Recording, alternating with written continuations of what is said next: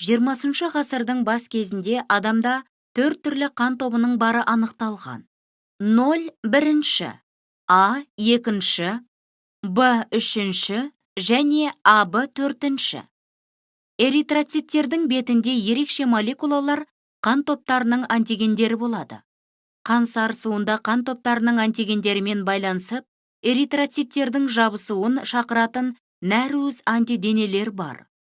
Бұл заттар эритроциттерде агглютиногендер деп, ал плазмада агглютининдер деп аталады.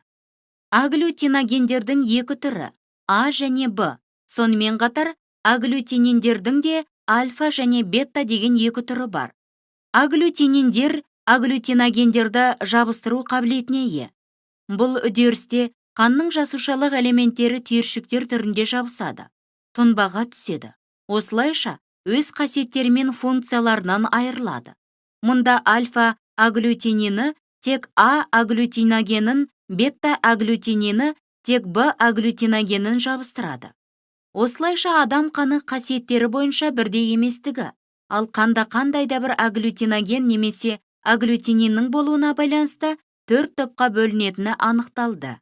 Бірінші, екінші, үшінші және төртінші. Бұл жаңалық медицина үшін өте маңызды. Себебі егер 0 қан тобы бар адамға кез келген басқа топтың қанын құйса, қандағы эритроциттер жабысып, бұзылады. Нәтижесінде адам өліп кетуі мүмкін.